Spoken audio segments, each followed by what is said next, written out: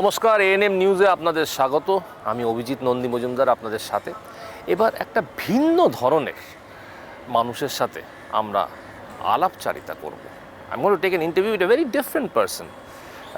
আপনারা দেখতে পাচ্ছেন আমার পাশেই ও দাঁড়িয়ে আছে। আমি ওকে পরিচয় করিয়ে দেওয়ার আগে শুধু একটা কথা বলতে চাই। যখন আমরা ইন্টারভিউ করার জন্যে আমরা এখানে প্রস্তুতি নিচ্ছিলাম, আমি যতবার ওকে বলছি আয় দাঁড়া, চল আমরা এখানে দাঁড়াই, তার মাঝখানে কেউ না এসে হ্যালো কনগ্রাচুলেশনস, হ্যালো খুব ভালো, দারুণ। সেলিব্রিটি হয়ে গেছে ছেলেটি। ভারতবর্ষ নয়, বিদেশেও সবার মধ্যে সবার মন জয় করা ছেলে আনিশ মিত্র, অর্থাৎ বুগি এলএলবি। হ্যালো সবাইকে, আশা করি সবাই ভালো আছো। Thank you so much uncle for the great introduction. Nothing no great. So what happened right in front of my eyes, সেটাই তো আমি বললাম, হয়তো বানিয়ে কিছু বলে দিই। আচ্ছা, আমাকে প্রথম যে প্রশ্নটা বলছি, প্রথম যেটা আমার মাথায় আসে সেটা হচ্ছে যে তোর নাচ হঠাৎ ওয়াই ডান্সিং, আমরা নাচছি কেন? What prompted you to start off as a dancer? So my first interaction with dance happened when I was going to Delhi. So in Delhi, basically my grandparents, they used to stay there, and in our complex, just somewhere near our complex, there used to be this Durga Puja festival that used to happen. So বয়স কত ছিল তখন? আমার বয়স around ছিল 10 বছর, 8 বছর আমার তখন বয়স ছিল। তো তখন একটা ফেমাস ডান্স ওখানে একটা আয়োজন করা হয়েছিল, সেটা ছিল Chhau dance, which is a folk dance. ওই পুরুলিয়ার ছৌ ডান্স। তো ওখান থেকে আমি যখন এই ডান্সটা দেখি, যখন দেখি যে পুরো একদম মার্শাল আর্টস হচ্ছে, লোকেরা মুখোশ পরে ডান্স করছে, that is the first time I got fascinated by the fact কি dance as an art can make a human being look not a human being, it can make someone look so unreal. তখন থেকে which class you were in at that point of time? I was in class 2 or 3. Class 2 হচ্ছে very young. Pack them young, start them young. ওই এটাই। Yes, exactly. তো তখন থেকে ডান্সারে interest লেগে যায়। একদম ইন্টারেস্ট। তখন থেকেই আমার ওই মুখোশ পরে ডান্স করা, একটা আনরিয়েল, নিজেকে একটা আনরিয়েল ফিল করা, ওই জিনিসটা আমার অনেক ইন্টারেস্টেড এসেছিলো। তখন থেকে আমি পুরো মুখোশ নিয়ে ওখান থেকে এত ইন্সপায়ার হয়ে গেছিলাম যে আমি বাড়িতেও মুখোশ পরে ডান্স করতাম। আচ্ছা, দেয়ার আর ডিফারেন্ট ফর্মস অফ ডান্স যেটা আমরা দেখে থাকি। অনেকে যেটা উদয় শঙ্কর নাচে বা বিভিন্ন যারা মহাতারকারা নাচতে দেখেছি আমরা। তো those are classical form of dance যেটাকে বলে। তো how do you describe your sequence of dance? Is it a classical form of dance? Is it a entertaining form of dance? What kind of dance is this? So my sequence of dance is basically the western form of dance. Achha. So okhane western form of dance can be classified into a lot of sections. So there can be Latin American dances like salsa, paso doble, but my form of dance is hip hop. So hip hop er moddhe there are two segments. One is street dancing. So ebar I come from the street dancing part, and under street dancing there is another style which is called popping. So I mainly specialize in popping and waving and boogaloo, and এই তিনটে style আমি এখন 11 বছর ধরে করছি। Is it like, আমি যদি একটু আমার সিম্পলার ল্যাঙ্গুয়েজে আন্ডারস্ট্যান্ড করার জন্য করি, is it like something to do with the step up movie? Yes, a lot. Like one of my biggest inspirations to get into hip hop, like I said about dancing, one of my biggest inspiration to get into dancing was chow dance, like I said, but সব থেকে বড় inspiration to get into the hip hop part of dancing was step up. Because আমি যখন step up দেখেছিলাম, step up to the streets, step up 3, যেটা আমি I guess সবাই দেখেছে, মুজ, ম্যাচ চ্যাট, সবাই ওদেরকে দেখেছে। তো ওখান থেকেই আমি হিপ হপ বুঝতে পারি যে এটা এই জিনিসটা যেটা হচ্ছে এটারই নাম হিপ হপ। ওখান থেকে ইউটিউব ভিডিও, মানে street dancing is like a hip hop.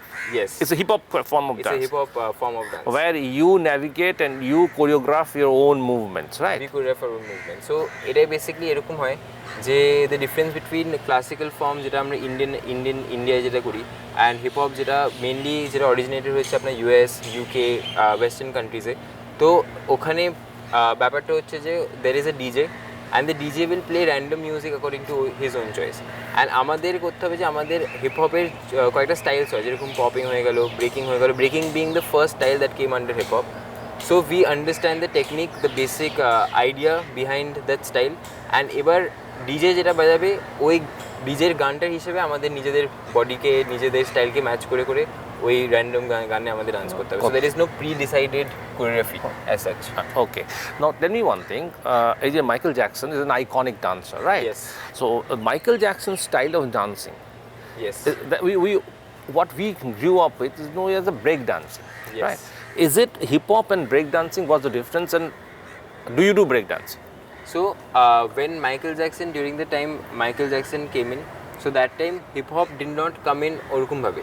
So people used to call that break dancing, but then later on when hip hop dance came, they started calling it b-boying. So b-boying, the full form B-boying. b-boying, yeah. Okay. So the full form of b-boying is break boy. So it's called breaking boy, or it's called, or even if a girl is doing breaking, so she's called the break girl, or the b girl. So এই সময়টা কি হয়েছে, আমরা যেটা ভাবি যে breaking যেটা Michael Jackson করে বা যেটা মুন ওয়াক যেটা করে, আমরা ওটাকে কালেকটিভলি ব্রেকিং বলি, because that is somewhere a commercial term which people use, because people think that they are actually breaking their body. But later on যখন হিপ হপ এসেছিল, breaking got termed into a style which involve more of dynamic movements, যেখানে যদি step up যেরকম মুভিটা দেখতে থাকো, people are doing power move, they are spinning on their heads, they are doing floor work, they are doing a lot of footwork, they are doing a lot of কি বলবো, a lot of top rock যেটাকে আমরা technically বলি, যেখানে it is more of using a lot of dynamic movement, যেখানে লোকেরা ওপর নিচ করে। এবার ব্রেকিং যে ওয়ার্ডটা ইউজড হয়েছে মাইকেল জ্যাকসনের জন্য, সেই ওয়ার্ডটা আরও বেশি কমার্শিয়ালাইজড হয়েছে, বা যেটা আমরা আমাদের ইন্ডিয়াতে যেটা মিঠুনদাকে বলি যে ব্রেক ডান্স করে, বিকজ তখন আমরা কমার্শিয়ালি আমরা ওই ওয়ার্ডটা ইউজ করতাম, বিকজ আমাদের মনে হতো যে ধরনের এই ওয়েভটা ধরনা করছে যে সে বডিটাকে ভাঙছে, বাট ইন টেকনিক্যাল টার্মস ভাঙছে না, হ্যাঁ এটা ভাঙছে, বাট এটা টেকনিক্যালি এই টার্মটার নাম ওয়েভিং হয়ে গেল। ও সো ইন টেকনিক্যাল একদম when you get deep into মানে আমরা যেটা বলি ব্রেক, সেটা হচ্ছে ওয়েভ। কিরকম হয়? সাপোজ আমি এটা করছি, so this is called the wave. আচ্ছা, বাট এটা মাইকেল জ্যাকসন যখন করতো তখন ব্রেক বলতো, because that was he was more of a commercial dancer, so it was a commercial name that was given collectively by people. এখন যেটা which Michael Jackson, which he was popularly known for his one movement which is called moonwalk, so that is also a step in the moonwalk. So the name of the style is moonwalk, but এই মুভমেন্টটা যেটা করতো, so that is a step under the style called moonwalk. আচ্ছা।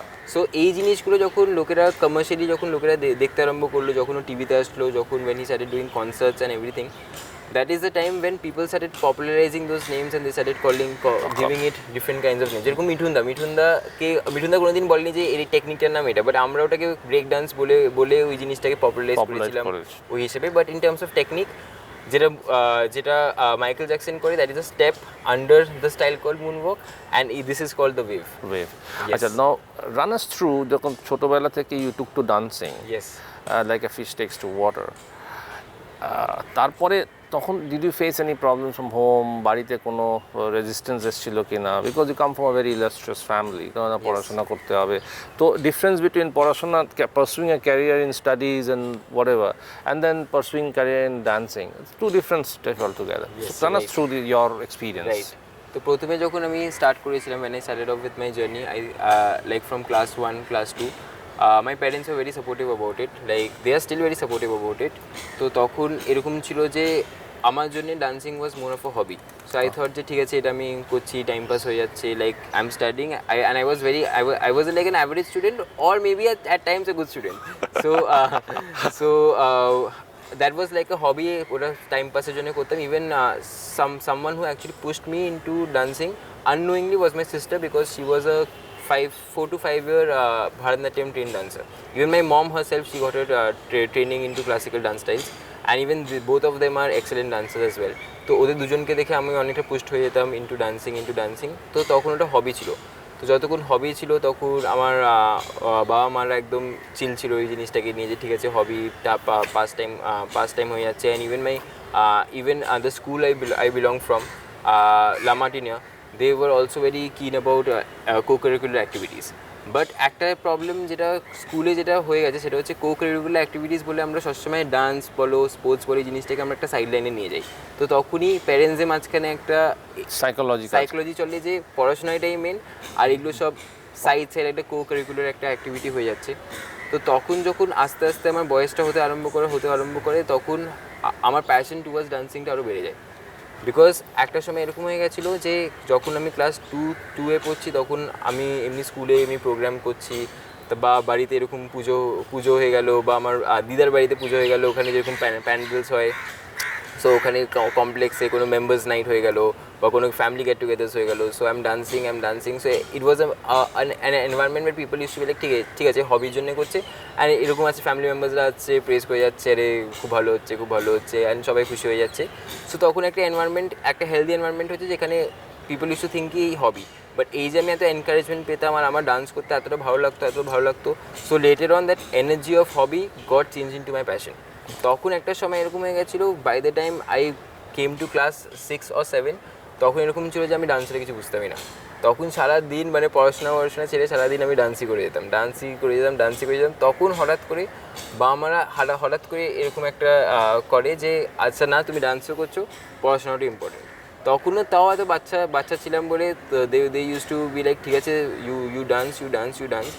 My passion, I remember when I was in class 10, that was the first time I traveled for dancing.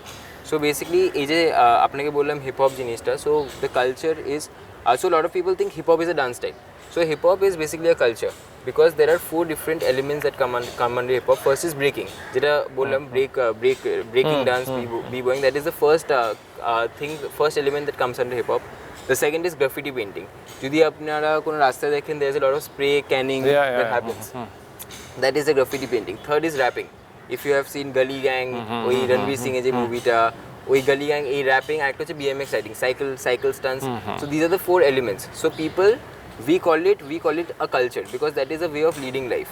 Hip hop যে আমি আচ্ছা গেলাম, I am probably earning money, probably a lot of people do side jobs to earn money, probably a lot of people do full time jobs to get into hip hop. So এখানে আমাদের যে ইন্ডিয়াতে একটা culture ছিল, যে কলকাতায় hip hop কালচারটা অত বেশি ছিল না, বিকজ কলকাতায় লোকজন এমনিতেই অনেক কম, আর lot of people are still not aware about what hip hop is in Kolkata.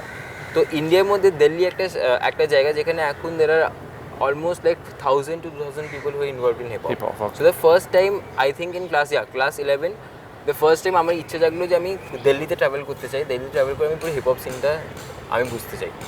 তখন যখন আমি দিল্লিতে ট্রাভেল করলাম, তখন বাবা মা আমাকে একলা কোথাও বেরোতে দিত না, তাও আমি খুব বাবা মাদের কনভিন্স করে না, that time also I didn't earn on my on.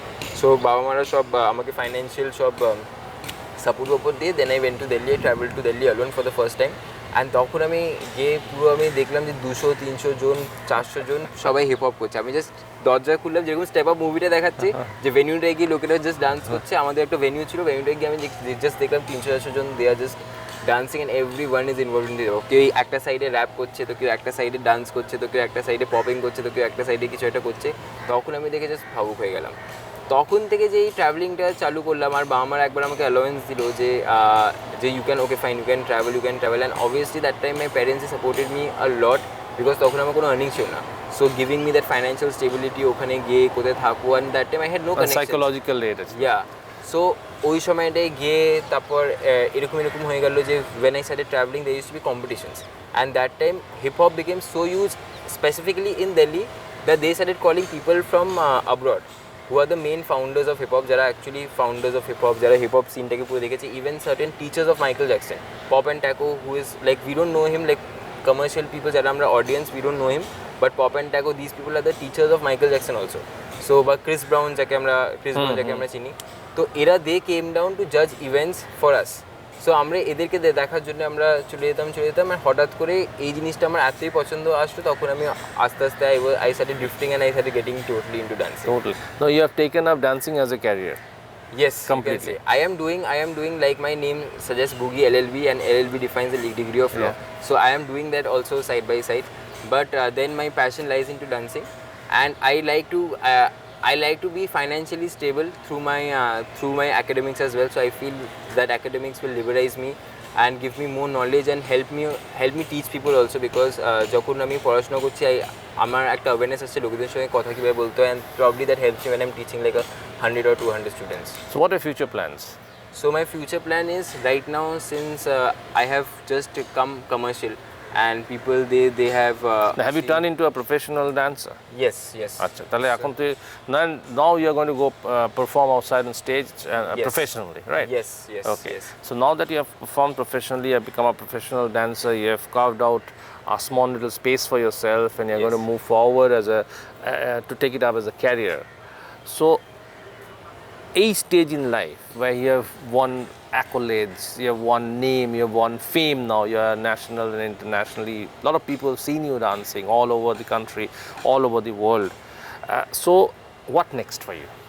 So something that is next for me is I want to, since my reach has extended so much, so this awareness where people, there is a certain kind of people who think commercially on the basis of dancing, jara opor theke dancing take boche and they don't understand a lot about the inner techniques of dancing.